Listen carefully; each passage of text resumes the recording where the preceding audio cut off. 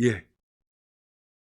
우리 지난주에 이어서 이제 오늘부터 본격적으로 우리가 책 공부를 시작을 하는데, 지난주에는 성경 개관에 대한 몇 가지 영상을, 두 가지 영상을 보았지요. 그리고 오늘은 창세기에 관계된 영상을 먼저 하나, 우리 김윤희 박사님 영상을 하나 보고, 그러고 나서 공부를 시작하도록 하겠습니다.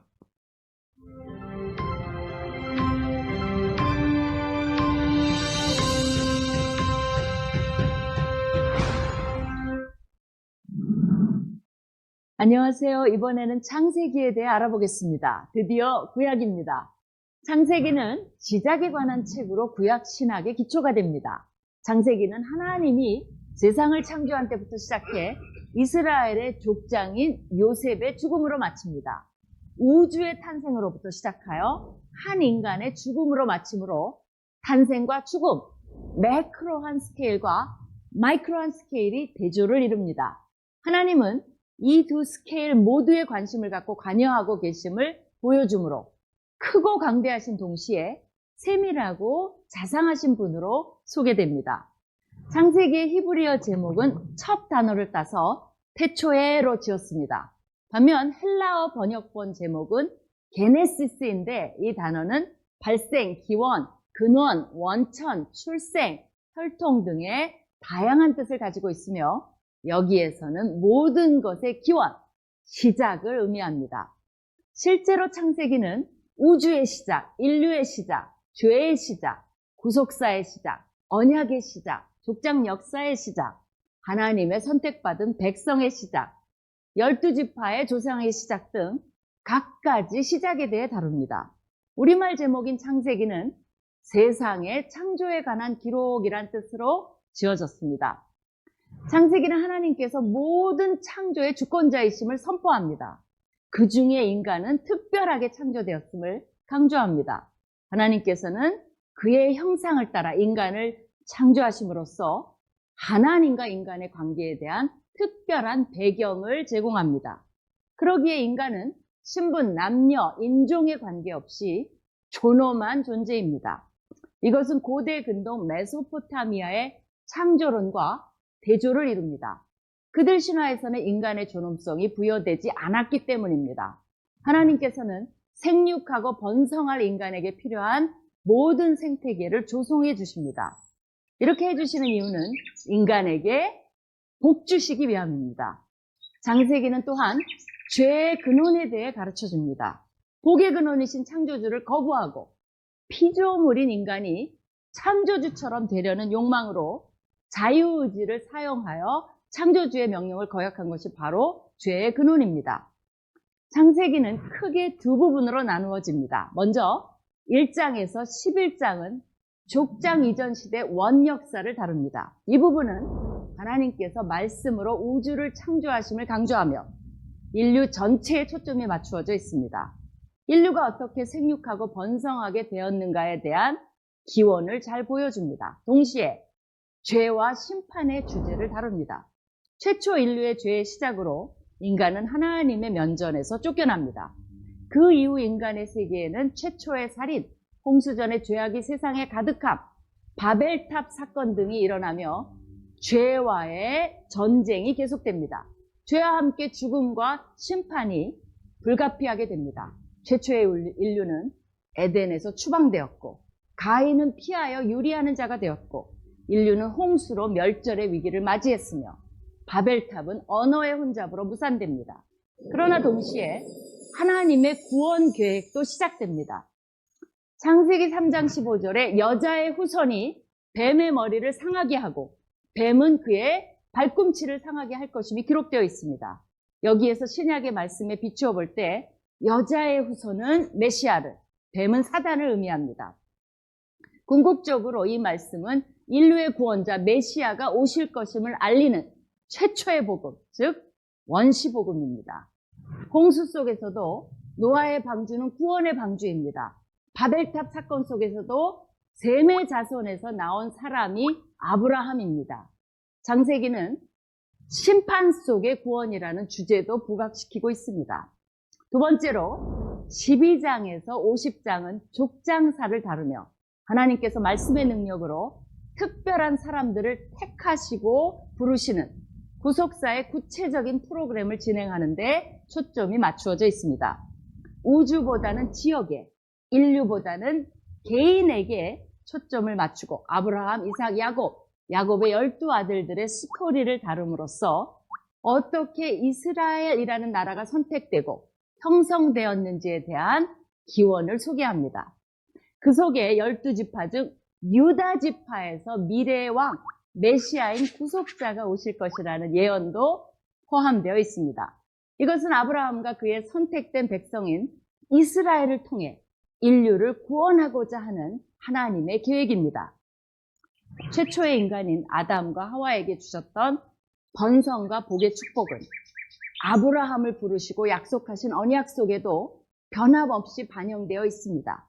아브라함의 자손은 번성하여 그들이 복을 받을 것이고 그를 통해 모든 족속이 복을 받게 될 것이라고 약속하십니다. 이러한 아브라함의 언약은 창세기 전면에 흐르는 기본 신학이 됩니다. 인간의 약함에도 하나님께서는 신실하게 그의 언약을 이루어 가실 것입니다.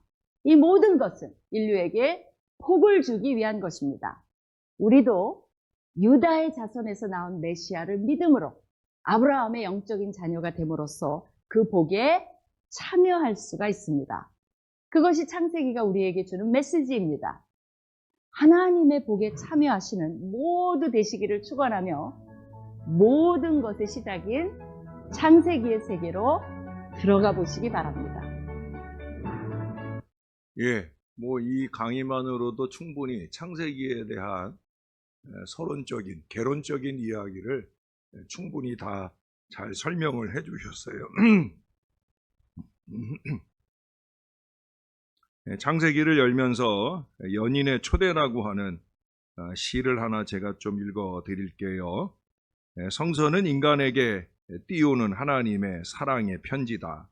그 속에는 하나님의 고백이 있고 진심이 있으며 모든 사랑의 관계가 그런 것처럼 연인들 사이의 만남과 이별, 슬픔과 기쁨, 그리고 다시 만남의 약속과 꿈이 담겨져 있다.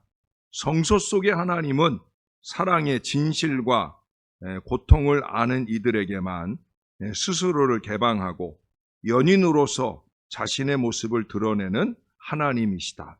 사랑이 없는 예수시대 바리새인들과 서기관들이 성서 속에서 하나님의 참모습을 보지 못한 이유가 여기 있다. 그들에게는 성서에 대한 열심과 열정이 있었으나 영혼과 신앙 깊은 곳에 사랑이 없었기 때문에 연인의 모습으로 다가오는 하나님을 보지 못한 것이다. 성서는 사랑과 믿음으로 세상을 변화시키고자 하는 하나님의 의지요 초대이다. 성경에 대한 성경은 결국 우리를 향한 우리 하나님의 사랑의 편지라는 거예요.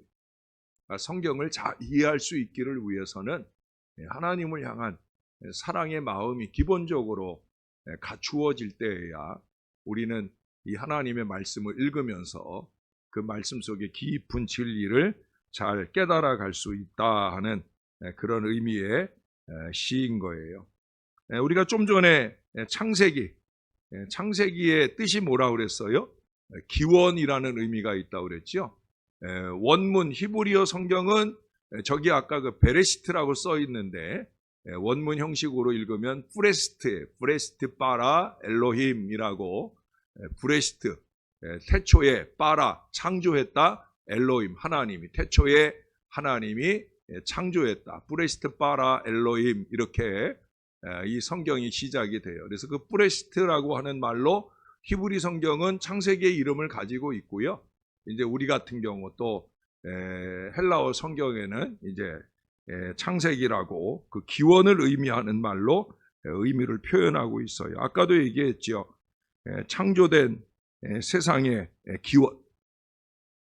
이 창세기에서 기원을 말하지 못하는 건 딱 한 존재밖에 없어요. 누굴까요? 하나님. 하나님은 기원이 없는 분이잖아요. 먼저 계신 하나님. 그래서 하나님을 제외한 모든 것의 기원이 창세기 안에 기록되어 있다 말할 수 있을 거예요. 그래서 창조된 세상의 기원, 남자와 여자의 기원, 죄의 기원, 구속과 약속의 기원, 가정의 기원, 문명의 기원, 나라들의 기원, 택한 백성들의 기원 등 모든 기원에 대한 이야기들이 창세기 안에 담겨져 있어요. 그래서 이 제네시스, 이 창세기라고 하는 이름을 잘 붙였다라고 보여집니다. 창세기는 성경 전체가 이루어지게 되는 씨앗과 같은 거예요. 그래서 이 창세기를 기초로 해서 구약도 또 신약 성경도, 특히 신약 성경은 창세기가 아주 중요한 밑거름으로 쓰임 받은 책이에요. 신약 성경 안에 창세기의 말씀이 무려 한 60번 정도 인용될 정도로 신약 성경 안에도 창세기가 근본이 되는 씨앗이 되어서 신약 성경의 말씀들이 펼쳐지는 이야기들이 쭉 우리들에게 알려져 있어요. 예수님께서도 친히 우리 창세기부터 시작해서 모세오경을 모세가 썼다고 하는 것을 말씀하고 있어요. 그래서 산상수훈 같은 데서도 보면 예수님께서 모세가 이스라엘 백성들 가운데는 모세가 너희 마음의 완악함 때문에 이혼 증서를 주고 이혼하도록 그렇게 말했지만은 아니라는 거죠. 사람이 하나님이 짝지어 주신 것을 사람이 나누지 못한다 하는 이런 말씀을 예수님이 하시잖아요. 그 근본적인 출발점, 모세의 기록에 의한 말씀을 하는 걸 보면 이 창세기가 모세가 썼다는 걸 예수님께서 친히 증거하시는 대목들을 읽어볼 수가 있습니다. 말씀을 한 군데 좀 찾아볼까요? 마태복음 5장을 한번 가보십시다. 마태복음 5장 17절이에요.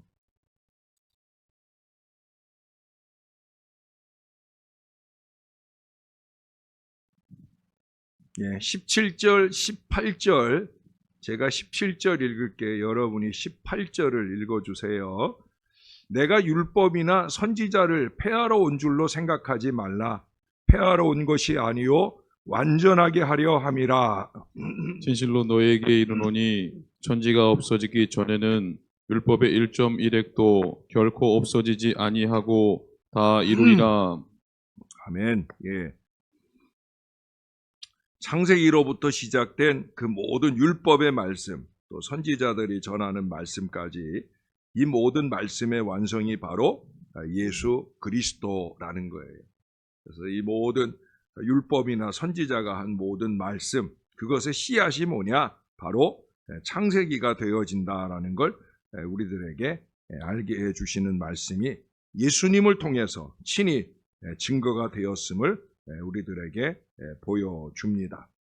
창세기는 아까 여러분들이 보신 대로 크게 두 부분으로 나뉘어져요.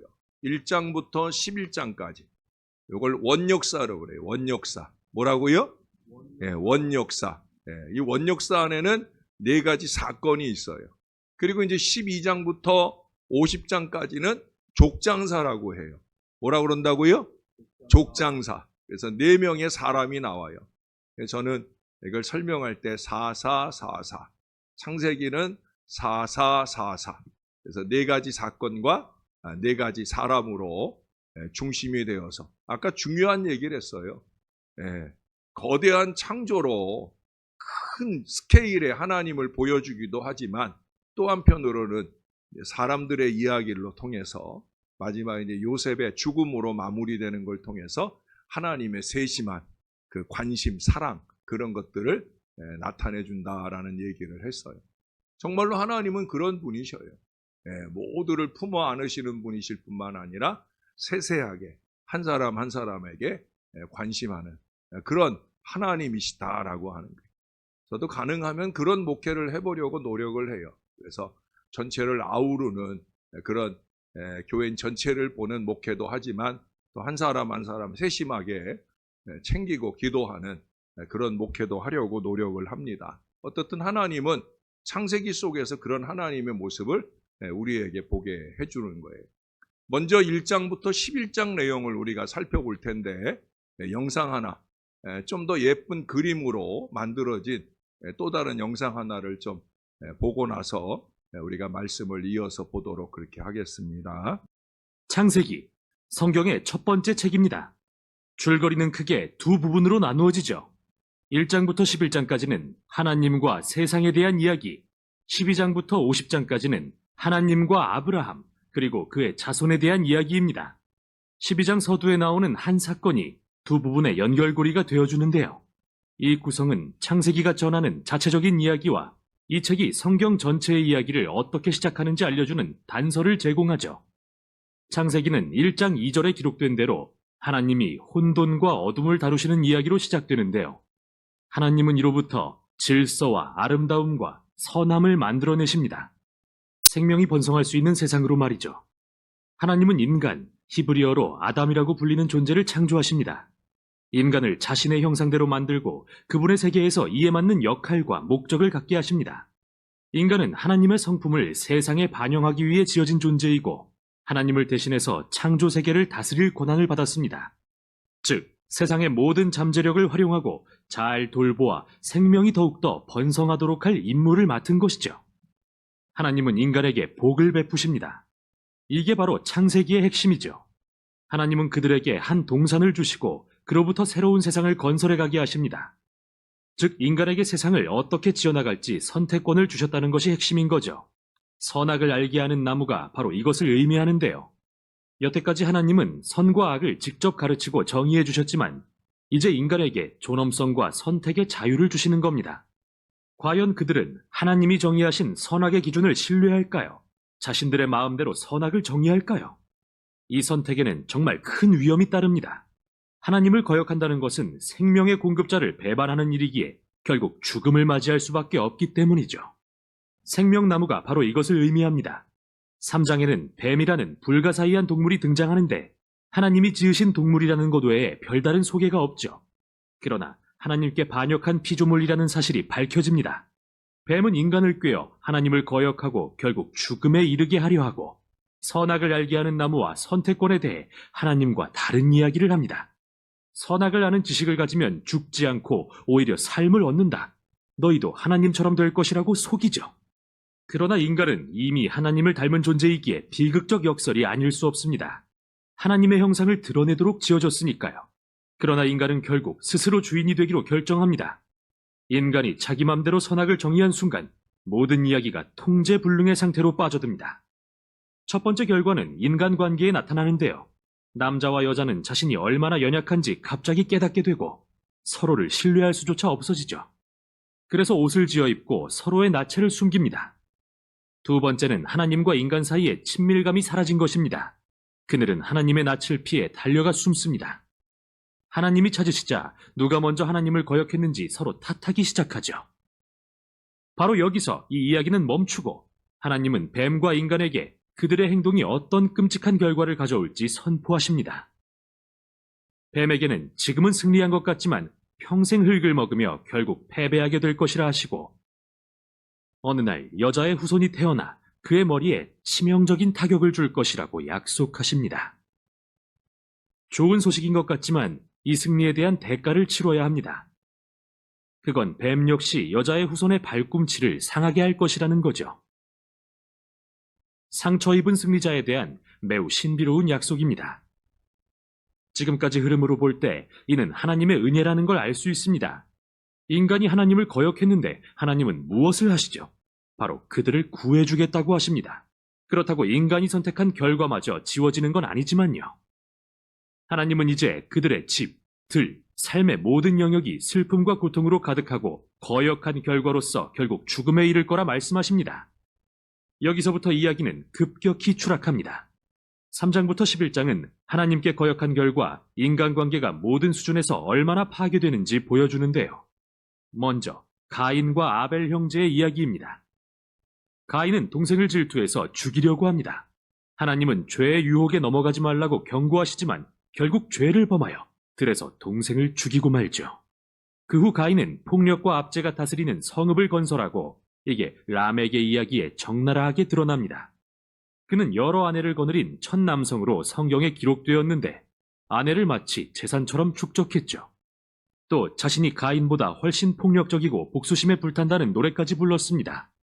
그 후 하나님의 아들들에 대한 이상한 이야기가 나오는데 이들은 사악한 천사들 또는 신의 자손이라 자칭하는 고대 왕들로 알려져 있습니다. 라멕처럼 원하는 만큼 아내를 취했고 고대의 위대한 용사로 알려진 네피림을 낳았습니다. 관점이 무엇이든 인간이 하나님의 나라에 폭력과 부패가 가득한 자기들의 왕국을 건설한다는 게 핵심입니다. 이걸 보시는 하나님은 후회하며 아파하십니다.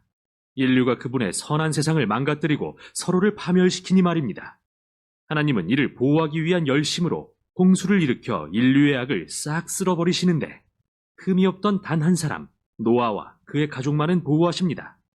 그를 새로운 아담이라 부르시고는 하늘로부터 복을 부으시며 재차 생육하고 번성하여 땅에 충만하라고 하십니다. 이렇게 다시 소망이 생기는 듯 했으나 노아도 실패하고 맙니다. 역시 한 동산에서요. 어느 날 그가 자기 포도원에서 술에 취해 정신을 잃고 장막에 누웠는데 아들인 함이 그런 아버지를 부끄럽게 만듭니다. 여기서 우린 새로운 아담이 벌거벗고 수치를 당하는 것을 봅니다. 첫 아담처럼요. 이야기는 또다시 추락합니다. 이 모든 게 바벨론이라는 성읍을 건설하는 일로 이어지는데요.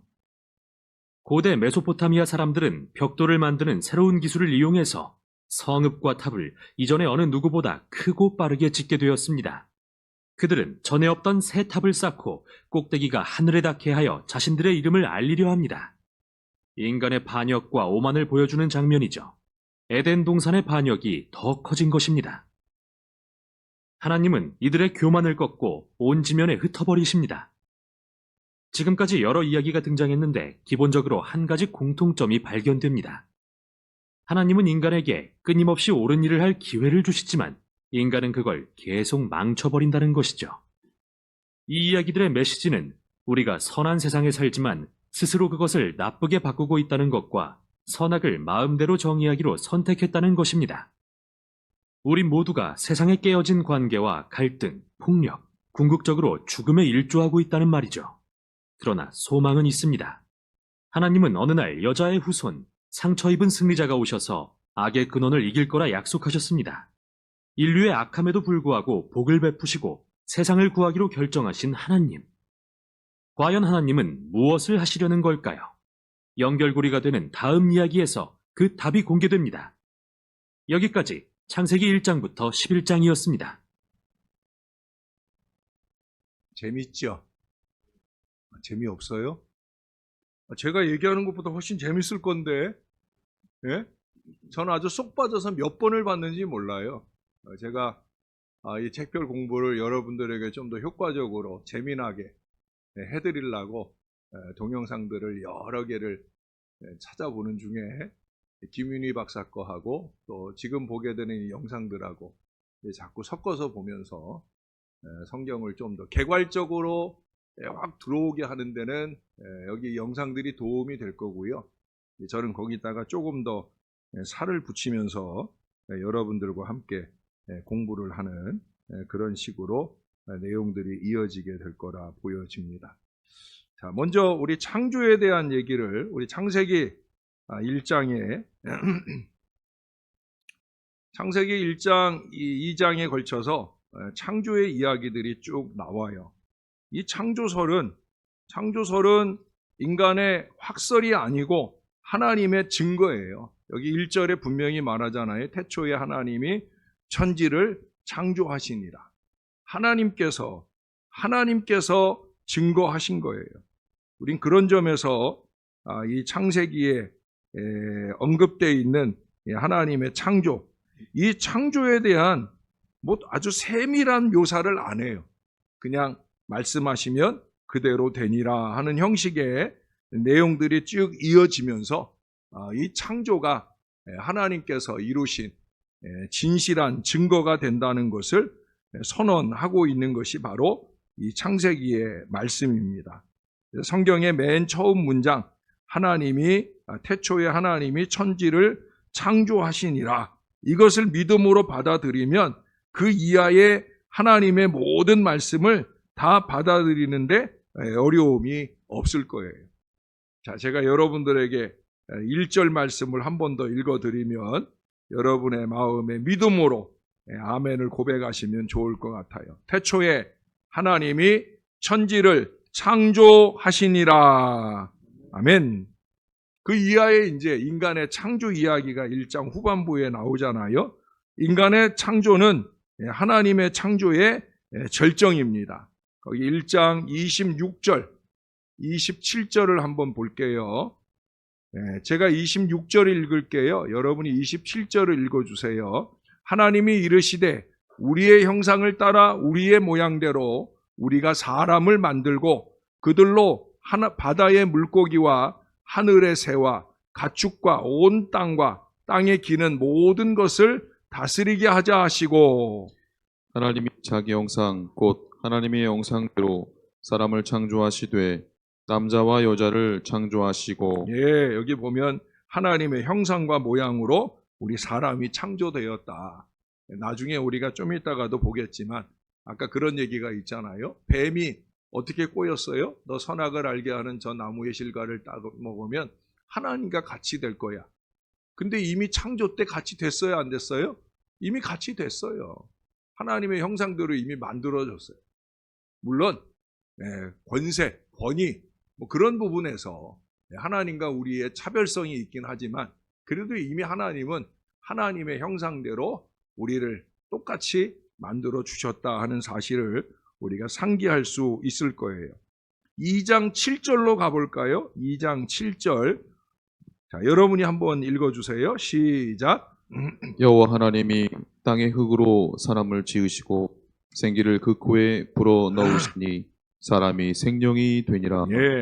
생기를 그 코에 불어 넣으시니 사람이 생명이 되었다. 이게 이제 사람이 다른 창조물하고 다른 차이, 특별히 움직이는 생물들과 다른 차이를 보여주는 거죠. 그래서 여기 보니까 사람이 생명이 되었다라고 하는 것. 그래서 사람은 일반 물질적인 몸과 또 비물질적인 영혼으로 그렇게 구성이 되어진 존재인 것을 우리들에게 말씀해 주고 있습니다. 그래서 잘 아시는 대로 1장 31절에 보면 하나님이 지으신 그 모든 것을 보시니 보시기에 심히 좋았더라. 저녁이 되고 아침이 되니 이는 여섯째 날이니라. 그 모든 것이라고 표현을 했지만 사실 그 모든 것의 마지막 절정, 인간을 만들고 나서야 비로소 모든 것이 될 수 있었던 거예요. 사람을 만들기 전에는 미완성이에요. 이제 사람을 만들고 난 뒤에 완성이 되었기에 이전에는 좋았더라 하던 것이 보시기에 심히 참으로 좋았더라 하는 이 고백이 가능할 수 있었음을 우리들에게 잘 말씀해 주고 있습니다. 일곱째 날에 하나님이 뭘 하셨는가? 일곱째 날에 거기 2장 2절 3절 볼까요? 하나님이 그가 하시던 일을 일곱째 날에 마치시니 그가 하시던 모든 일을 그치고 일곱째 날에 안식하시니라. 3절을 읽어보세요. 시작.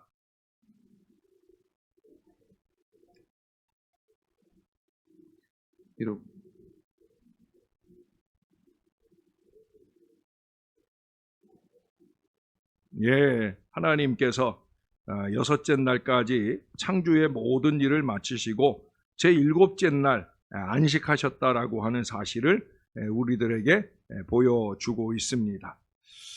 자, 우리 그 안식일에 대한 얘기 지나가기 전에 제가 여러분에게 글 하나를 좀 더 읽어 드릴게요. 성서의 하나님은 창조주 하나님이요 삼위일체 하나님이다. 삼위일체 하나님은 사랑의 공동체 하나님이며 영원히 사랑을 주고받으며 존재하는 하나님이시다. 세상의 모든 빛이 태초의 한 빛으로부터 나오듯이 또한 모든 생명이 태초의 한 근원으로부터 나오듯이 이 세상 모든 사랑은 하나의 근원, 곧 영원한 사랑 자체이신 하나님으로부터 나온다. 사랑은 자기 개방적이고 의무지향적이다. 사랑은 홀로 있기를 거부한다. 태초에 충만한 사랑은 대화를 추구했고 사랑의 파트너를 희구했다. 사랑을 주고받는 인격 공동체로서의 하나님은 스스로만 영원히 존재하는 이방 사상 속의 신이 아니요 자신의 충만한 사랑으로부터 생명을 창조하는 창조주 하나님이시다.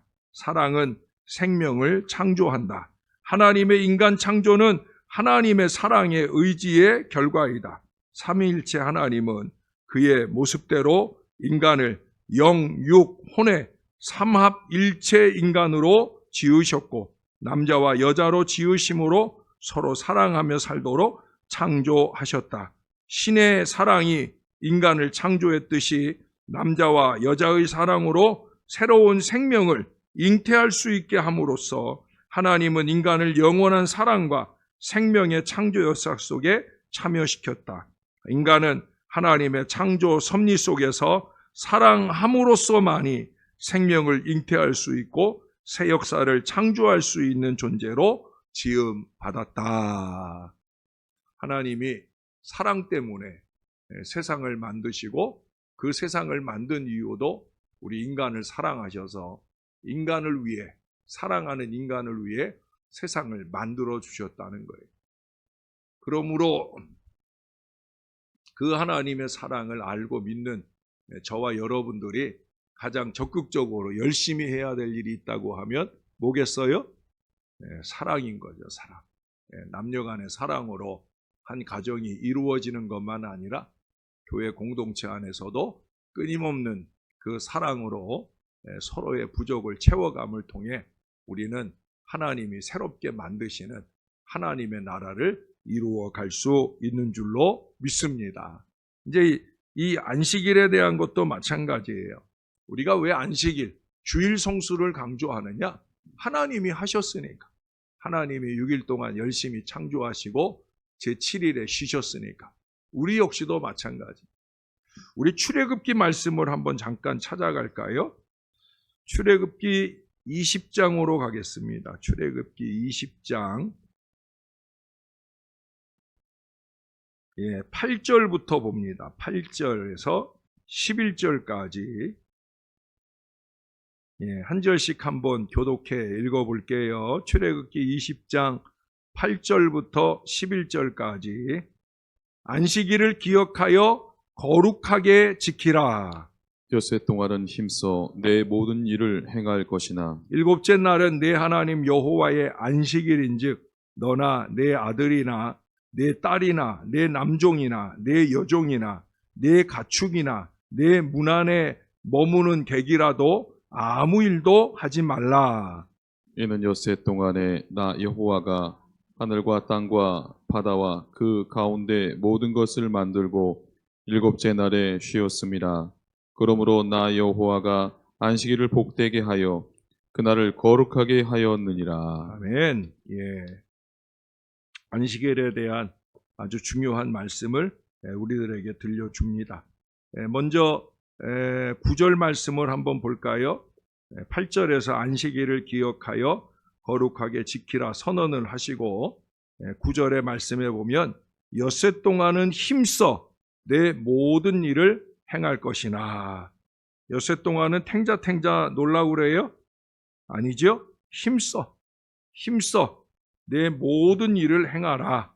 하나님은 그렇게 우리에게 말씀하셨어요. 힘써. 적당히 하는 거 아니에요. 엿새 동안 우리에게 주어진 일, 그것이 뭐 꼭 하나님의 일만 아니라 우리 개인적인 육신의 일일지라도 그 모든 일을 향한 우리의 자세는 어찌해야 된다? 힘써서 최선을 다해서 해야 된다 말씀하고 있어요. 자, 10절에 가서 보면 거기 이런 선언을 해요. 일곱째 날은 내 하나님 여호와의 안식일인즉. 누구의 안식일이라고요? 여호와의 안식일이에요. 여호와께 거룩한 날이고 여호와의 안식일이에요. 요즘 주일 같은 경우는 더 확실히 이 부분을 못 박잖아요. 주일, 주의 날이란 말이에요. 주님의 날, 예수 그리스도가 우리를 위해서 죽으시고 부활하심을 기뻐하는 날. 그러므로 안식일에 그 참 안식이라는 것은 예수 그리스도 안에서만 저와 여러분에게 주어지는 안식이 되는 줄로 믿습니다. 예수님이 그러셨잖아요. 수고하고 무거운 짐진 자들아 다 내게로 오라. 내가 너희를 쉬게 하리라. 바로 그거예요. 여호와의 안식일, 주님의 날, 그것은 주님이 우리를 억압하기 위해서 만드신 날이 아니라 참 안식, 참 쉼을 주시기 위한 날이다. 그러므로 우리는 여호와 앞에, 하나님 앞에 이 안식일을 지키며 주일 성수하면서 그리스도 안에 나의 자리를 확인하고 그리스도 안에서 생명 은혜를 마음껏 누리는 하나님의 사람들이 되어야 할 줄로 믿습니다. 그 다음 11절에도 보시면 이는 엿새 동안에 나 여호와가 하늘과 땅과 바다와 그 가운데 모든 것을 만들고 일곱째 날에 쉬었습니다. 하나님이 그렇게 하셨다는 거예요. 언제나 모든 기준은 그렇습니다. 하나님이 하셨으니까 나도 하는 거예요. 하나님이 하셨으니까. 여러분 10절 하반절에 보시면 거기에 아주 중요한 원리를 하나 얘기해요. 너나 내 아들이나 내 딸이나 내 남종이나 내 여종이나 내 가축이나 내 문 안에 머무는 객이라도 아무 일도 하지 말라. 안식일은 나만을 위한 날이 아니에요. 나와 관계하는 모든 사람들, 아니 관계가 없는 사람들에게라도 필요한 날이다라는 걸 꼭 기억해야 합니다. 하나님이 그걸 원하신다는 거예요. 그래서 일용할 안식, 우리가 일용할 양식만 아니라 일용할 안식.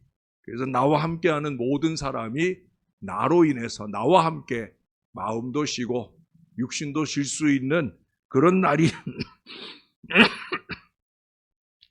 죄송합니다. 그런 날이 되기를 위해서 적극적으로 노력해야 될 의무가 우리에게 있다는 사실입니다. 중요한 건 뭐냐? 아까 여러분 창세기를 시작하는 그 영상들 속에서 보면 복이라고 하는 말을 크게 적어준 걸 기억하시나 모르겠어요. 하나님이 세상을 창조하시고 특별히 우리 사람들을 만들어서 하나님께서 땅에 충만하라고 땅을 다스리라고 이 모든 것들로 통해서 하나님이 우리에게 추구하는 바는 뭐냐면 복이에요. 복. 하나님은 복 주시기 원하시는 하나님이에요. 여기도 11절 마지막에 그래요. 그러므로 나 여호와가 안식일을 복되게 하여 그날을 거룩하게 하였느니라. 여러분 8절에서도 보면 기억하여 거룩하게 지키라. 근데 여기 11절에 보니까 복되게 하여 이루고자 하시는 바가 뭐냐? 거룩하게 하였느니라. 결국 안식일을 거룩하게 지키는 그 자체가 복이라는 거예요.